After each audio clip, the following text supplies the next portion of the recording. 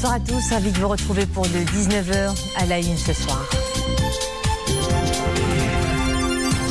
Retour sur le discours du trône, Sa Majesté le Roi met en avant l'approche proactive du Maroc qui est érigée en exemple en matière de la gestion du Covid-19 et appelle à plus de vigilance devant la persistance de la pandémie.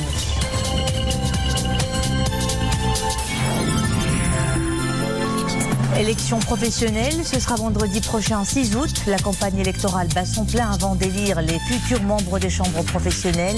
2230 sièges à pourvoir et des enjeux multiples. Autre campagne, la campagne vaccinale qui vise à rompre les chaînes de transmission et de propagation du Covid-19. Nous irons à une traîne très prisée en ce moment par le tourisme domestique. Les professionnels et travailleurs dans le domaine de la restauration sont devenus des frontliners et bénéficient des services d'unités mobiles de vaccination. Le Maroc remporte enfin sa première médaille d'or aux Jeux Olympiques de Tokyo et c'est le grand athlète Sophia El Bakkali qui offre l'or au Maroc. L'athlète a remporté aujourd'hui la médaille d'or du 3000 mètres steeple. Il s'est imposé. L'un des axes majeurs du discours du trône adressé par Sa Majesté le Roi Mohammed VI avant-hier samedi, celui de la sécurité sanitaire du Maroc. Sa Majesté le Roi appelle à la vigilance car, explique le souverain, la pandémie du coronavirus subsiste et la crise n'est pas encore terminée. Un discours royal de sensibilisation et un éclairage sur la situation épidémiologique au Maroc. Mohamed Elishkar. Dans le discours adressé à la nation avant-hier soir à l'occasion du 22e anniversaire de l'accession du souverain au trône de ses glorieux ancêtres, Sa Majesté le Roi Mohammed VI précise que cette période de crise sanitaire est difficile pour tous les Marocains.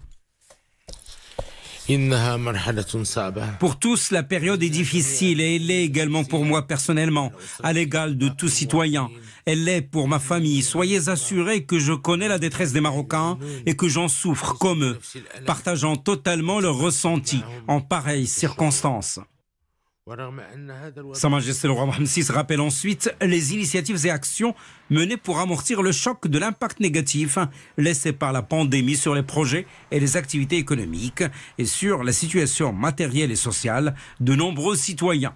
Le souverain rappelle notamment la création d'un fonds spécial qui a emporté l'adhésion spontanée des citoyens, la mise en place du plan ambitieux de relance économique destiné à soutenir les PME, préserver les emplois et protéger le pouvoir d'achat des ménages, et la création du fonds Mohammed VI pour l'investissement dont l'objectif est de faire redémarrer les activités productives, d'accompagner et de financer les différents projets d'investissement.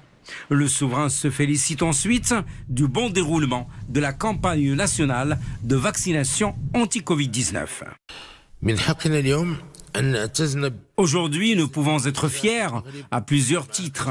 Le Maroc a relevé un défi de taille en remportant la bataille pour l'accès au vaccin. La campagne nationale de vaccination à laquelle les citoyens répondent massivement se déroule de manière efficace et remarquable. Autre motif de fierté, Sa Majesté le Roi Mohammed VI évoque la question de la souveraineté vaccinale du royaume. Nous avons lancé un projet d'avant-garde pour la fabrication de vaccins, de médicaments et de matériel médical indispensable pour le Maroc.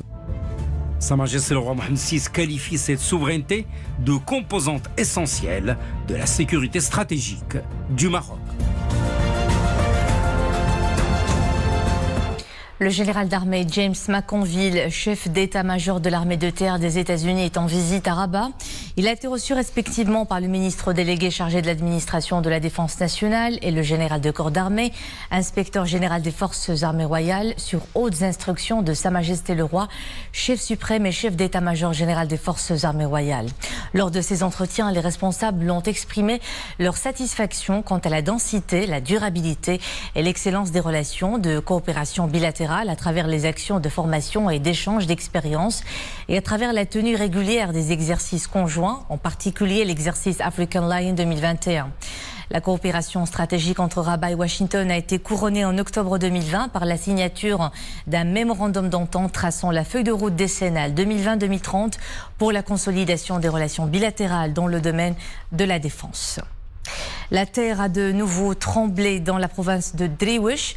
Une secousse tellurique de magnitude 4,3 degrés sur l'échelle de Richter a été enregistrée cet après-midi, précisément à 15h06. Vendredi prochain, 6 août, les élections professionnelles auront lieu pour élire les futurs membres des chambres professionnelles. Il s'agit des chambres de commerce, d'industrie et des services, des chambres d'agriculture, des chambres d'artisanat et des chambres de pêche maritime. Ce sera le deuxième round du processus électoral de 2021 après les élections des délégués du personnel en juin dernier. La campagne électorale a déjà commencé depuis mercredi. En jeu, 2230 sièges et des enjeux multiples. Les chambres professionnelles prennent de plus en plus d'importance dans le paysage institutionnel des territoires au Maroc. Reportage Reda Amaou, Larbin Heri et Oumaima Ramdi. Agriculteurs, commerçants, industriels, pêcheurs ou artisans, après plus d'une année de pandémie et une longue période d'activité quasi au point mort, ces professionnels mettent une bonne dose d'espoir en ce prochain scrutin. À J-4, c'est un rendez-vous électoral très attendu aux multiples enjeux. Nous espérons que ces nouveaux élus nous proposeront de nouvelles solutions à nos doléances, surtout en ce qui concerne les impôts. Cela nous facilitera la tâche à nous, les professionnels, et poussera aussi les jeunes à pratiquer cette activité. Nous avons essuyé une longue période d'inactivité. Nous espérons que les prochains élus prendront cela en compte et surtout qu'ils vont faire leur possible pour que les impôts soient revus à la baisse. Un rendez-vous qui prend de plus en plus d'importance dans le paysage institutionnel. Avec leur mission consultative et représentative, les chambres professionnelles sont les interlocuteurs institutionnels et officiels des pouvoirs publics.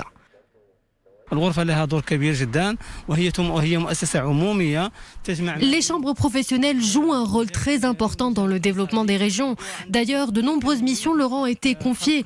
La création de zones industrielles, de nouvelles grandes surfaces et des centres de formation. À J-4, les professionnels espèrent que le verdict de ces élections contribuera sensiblement à améliorer leurs conditions. Une responsabilité qui incombera aux 2023 élus, soit une moyenne nationale de près de 6 candidatures pour chaque siège. 2021, une année foncièrement électorale, tout un processus avec la tenue en septembre prochain d'un triple scrutin, les communales, les régionales et les législatives. Au cœur de ce processus, la participation des jeunes.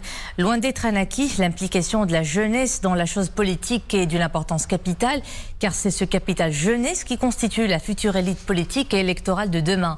Leur voix compte et nous vous la ferons entendre dans le cadre de notre nouvelle rubrique La parole aux jeunes. Mariam El-Missi.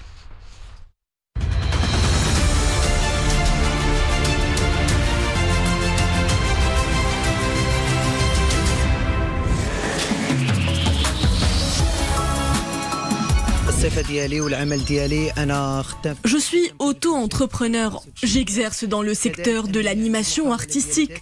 J'assure également le poste de chargé des finances dans un établissement. Je porte une troisième casquette, celle d'acteur associatif. Ma mission est d'accompagner les jeunes talents dans leur parcours vers les métiers de demain. Mon message est destiné à tous les candidats qui nous représenteront aux futures élections. Nous souhaitons avoir une idée claire et exhaustive sur les programmes électoraux, loin des discours et promesses creuses. Gagner les élections, c'est pour moi tenir ses promesses et faire bouger réellement les choses au profit des citoyens. Comme tous les jeunes, j'aspire à disposer d'un large éventail d'offres d'emploi.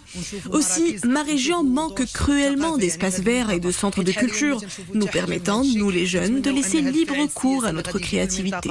Nous sommes assoiffés de changement et nous souhaitons que les élus de la région en soient les acteurs. كل 5 سنوات يتبدلوا وتيجيو ناس جداد اللي تنثيقوا فيهم وتنعطيوهم الصوت ديالنا ولكن هذوك الناس ما تيكونوش قد الثقه ديالنا. Donner sa voix à un candidat, c'est d'abord lui faire confiance. Chaque 5 ans, de nouveaux décideurs sont aux commandes. Seulement, leur gestion de la chose publique est souvent défaillante, jamais à la hauteur de leurs engagements. C'est presque le même scénario qui se reproduit et la fin n'est malheureusement jamais heureuse. Nous sommes à la quête de femmes et hommes hommes sérieux, de vrais responsables qui sauront tirer vers le haut la population locale et leur assurer un avenir prospère. أنا بالنسبة لي التغيير تيبان لي هو الأمل هو المستقبل هو المستقبل المزدهر لجميع الشباب المغربي. Je souhaite que l'arrivée des nouveaux responsables soit porteuse de changement. Ceux qui prendront la relève dans les différents postes de décision doivent faire de leurs promesses des engagements et des gages concrets. يعني أنت فاش غادي تصوت خاصك تصوت على واحد الشخص اللي طاقة اللي كفاءة اللي غادي يجيب التغيير.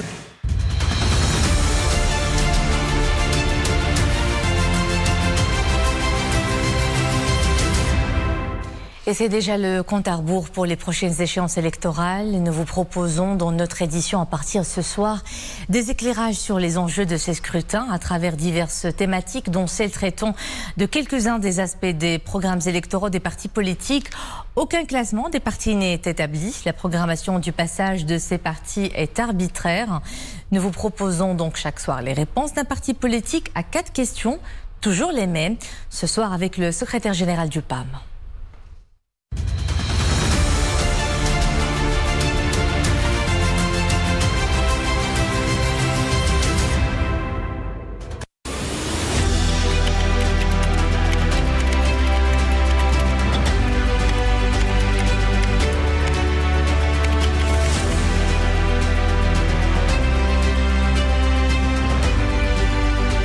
أبرز تحدي الذي يمكن يواجهنا في الأيام المقبلة أعتقد هو Le plus grand défi auquel nous aurons à faire face dans les jours à venir, c'est le défi économique.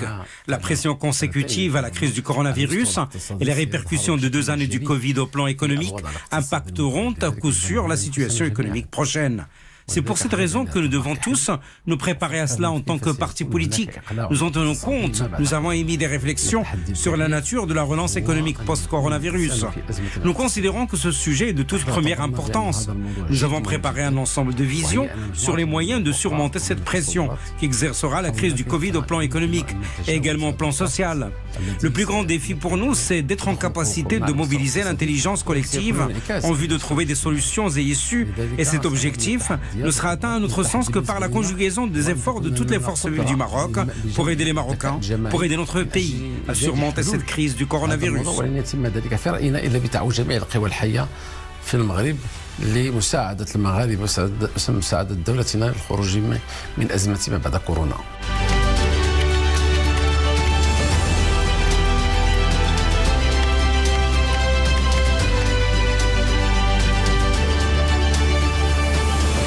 نحن أولا بالنسبة للنساء نحن تقدمنا في مجلس النواب باقتراح اللائحة الجهوية. Tout d'abord, au sujet de la femme, nous avions présenté à la Chambre des représentants la proposition du liste régionale consacrée aux femmes. Nous avions proposé 30 sièges supplémentaires pour les femmes, de façon à ce que les femmes disposent au total de 90 sièges. Nous avons environ 5 à 6 femmes candidates au niveau des circonscriptions électorales. Nous essayons d'inclure des femmes candidates dans les circonscriptions, mais elles ont également un rôle au niveau des régions, au niveau des chambres agricoles, des chambres d'industrie, des conseils provinciaux, des conseils communaux et des conseils municipaux. Nous avons beaucoup plaidé pour qu'il y ait une représentativité de la femme. Nous présenterons des candidates à la présidence de nombreuses communes pour que la femme puisse jouer un rôle à la hauteur de son poids au sein de la société.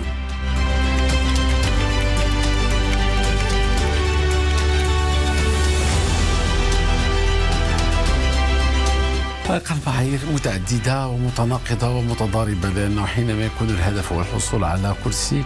Ce sont des critères multiples, contradictoires. Quand l'objectif est de remporter un siège, les choses se font sur la base d'une sorte de défi pour nous. Nous essayons d'opter certes pour des jeunes et pour des compétences, mais également pour certaines notabilités car elles représentent des catégories sociales. Et puis il y a également certains hommes d'affaires qui ont réussi dans leurs propres expériences. Ce sujet nous pose une grande problématique, car on ne peut réduire la question à un ensemble de critères prédéfinis. Il existe divers facteurs où s'interpénètrent des considérations tribales, sociales, de compétences. Nous avons des gens qui ont de l'expérience en politique et qu'on ne peut pas ignorer. Nous veillons alors à conjuguer 2 critères, celui de l'expérience et celui de la jeunesse du candidat. L'exercice est très difficile, mais nous essayons de faire de notre mieux autant que possible.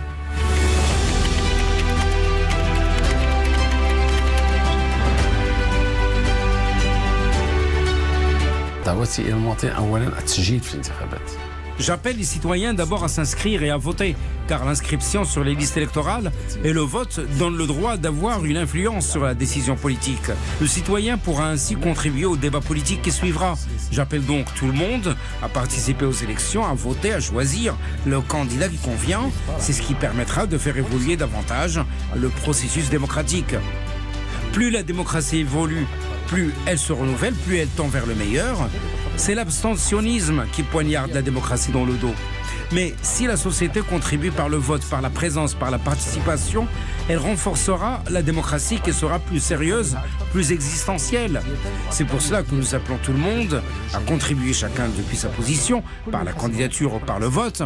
Ce sont ces deux choses qui font avancer l'opération politique et qui renforceront notre démocratie. Et cette démocratie offrira alors l'opportunité à tous de contribuer à la décision politique.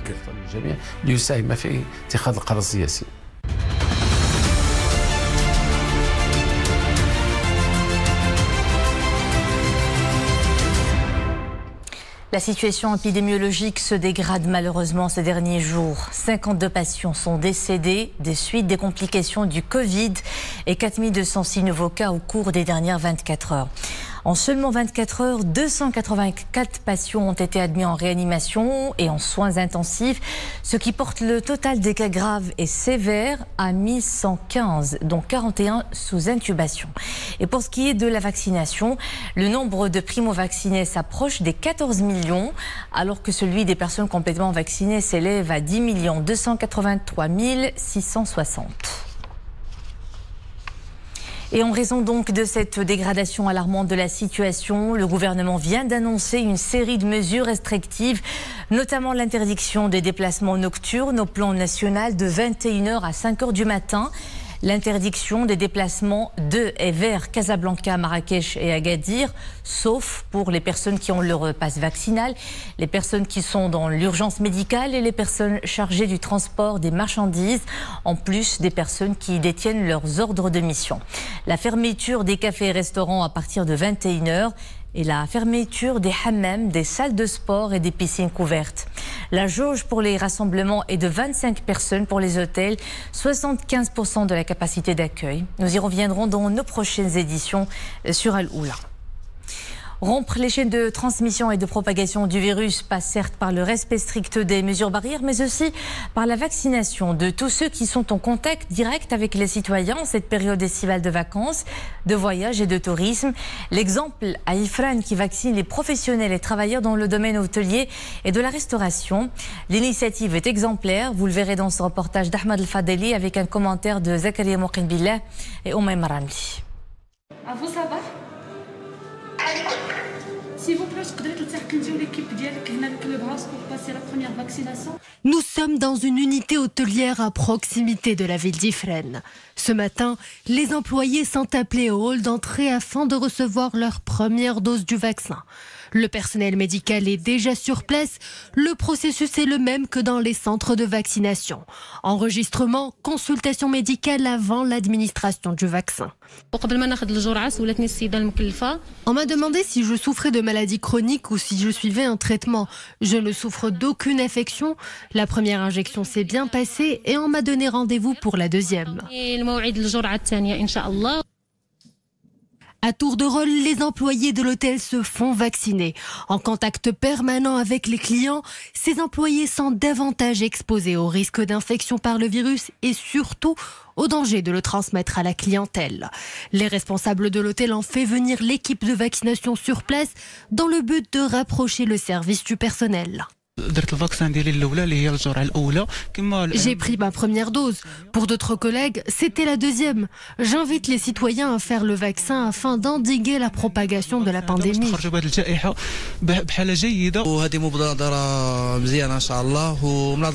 C'est une bonne initiative pour lutter contre la pandémie et favoriser un retour à la normale. Cette opération est rendue possible grâce à l'intervention d'une unité mobile de vaccination. Le personnel des hôtels et autres cafés et restaurants sont en cette période de vacances estivales des frontliners en contact quotidien avec de nombreux citoyens.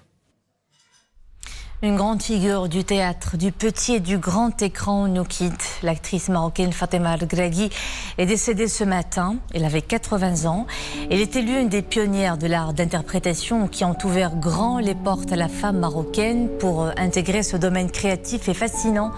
La défunte a entamé son parcours artistique distingué dans les années 50 pour ensuite enchaîner les participations au cinéma et à la télévision en interprétant d'importants rôles, notamment dans les films comme Yimma, Adieu mère, L'Orchestre des aveugles et Les vagues du rivage. La défunte a également brillé de mille feux en participant à des pièces de théâtre. En 1975, elle a rejoint la troupe du théâtre Mohamed V à Rabat et a travaillé avec de grands réalisateurs comme Taïb Siddiqui, Ahmed Taïb Lalej et Mohamed Afifi.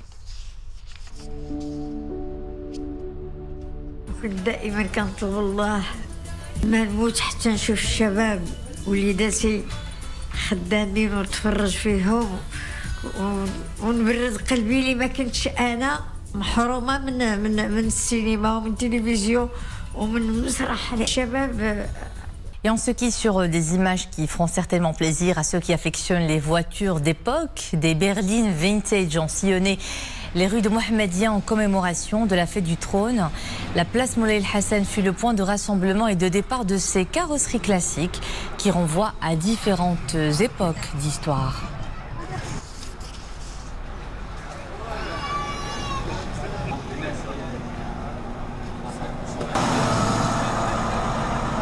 Voilà donc pour le tour de l'actualité du 19h, d'autres titres de l'actu à 21h. Et demain, c'est Boubacar Ben Brid que vous retrouvez. À bientôt.